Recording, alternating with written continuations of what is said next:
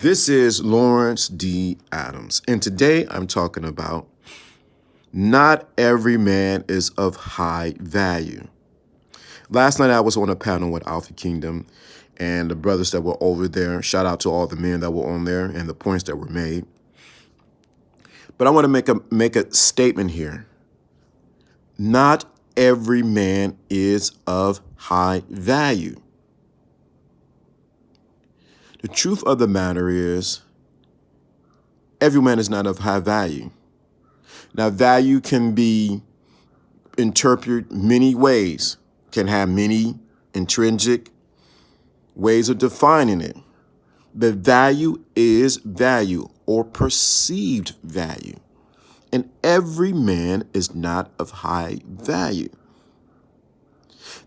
When we make the mistake of telling men that they all are of high value, we shortchange them in the long run, and we enable them to do nothing great or to be more than what they are. When you realize that, hey, I don't have my stuff together, I'm not where I think I am, it should push you to say, I need to do more. But what happens is when we are not being honest with ourselves and those around us and realize, no, I'm not at the mark I need to be at. I need to, yes, you may have some value that you do offer, but it does not mean that you are at a state of high value. High is something that's not very readily obtained. It's when you realize that you're not at that level, that you're at the level where you need to strive for more, to be the best version, beyond the best version of yourself, to be the man that you need to be at. Oh, then you will wake up. But I refuse to allow any man to come and think that all men are of high value. Now, all men do have value on some level, but it doesn't mean it's at a high level. There has to be distinction. There's a distinction between a Rolls Royce and a Ford or a Corolla.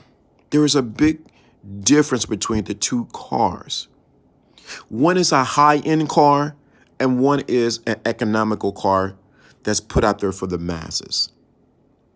And you have to really think about that. Every car is not the same. So why do we try to put a blanket that every man is the same?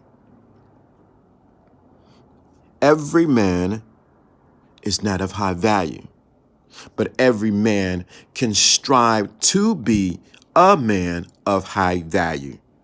Now, value is not just determined on who you are, it's also your ability to give. What value do you give to the conversation, to the situation, to the woman? Because as we all know, every woman is not of high value woman. We will lie. That would be a general statement that most guys on any channel will agree. Oh, yeah, no, every woman ain't no high value. But when it comes to them, they can't take it that you are not of high value, that some men are not of high value. But when you wake up to the fact that you realize that you are not of high value and that you need to do more, that you need to fight a little bit harder, that you need to do something maybe on some level to bring you to a high level or high value status, guess what happens? You begin to break out of mediocrity and you begin to break into your greatness. But I'm not going to sit here and lie and say that every man is of high value. Even women know that every man is not of high value. Every woman knows that. So when you wake up to the fact that high value is a place that you need to strive for, you begin to change your mindset. But LDA, I am not going to let you get off the hook. You ain't of high value yet, bruh. You need to strive more. You need to push more. You need to do something that's different. You need to stand out above the crowd. And most guys, let's get it together. That's what I put most are standing in the crowd. They are not of high value. Therefore, you don't get the same treatment, access that guys of high value get. There is a distinction. And until you decide that there is a distinction, you're going to muddy the waters when it comes to high value. There is a distinction in what is of high value and what is not. There's a difference from getting gold that's gold plated and getting 10 karat or 25 karat gold. There is a difference. Why is there a difference? Because of the intrinsic value that he has. So LDA, you saying all of this, what do I need to do to be of high value? You need to model. I didn't say you need to model and find out what high value men are doing and how it fits into your life. You need to model high value men and what they are doing and seeing how it fits into your life. You need to write down, wait a minute, they're doing this and I'm not doing that. There's a difference.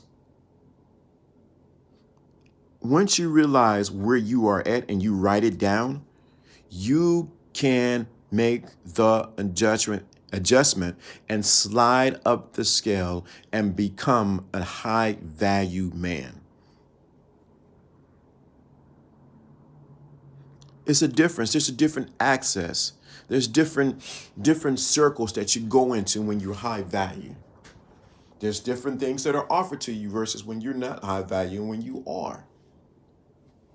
There are different places that you can go that other people cannot go because of you being high value and you being perceived as high value. You being perceived as high value. Have you set up your life to be of high value? See, a lot of guys say, well, I'm high value. I'm just high value. No. Does your life reflect, or is it set up in such a way where you realize that you are high value and you have set it up in a way that it is high value? Are you monitoring your time? What you give away? What you share? Do you just give all your time away to a woman? There is things in place that there are characteristics of a high value man that are different from a regular man. Let's be very clear. There are characteristics that are different from a regular man and a high value man. When you understand those characteristics, then you can make an adjustment on what you need to do. Where you say, well, ODA, where do I find that? That is your opportunity to find those characteristics that separate the high value man from those that are not. This is Lawrence D. Adams. Subscribe, hit the like button, and I'll talk to you soon.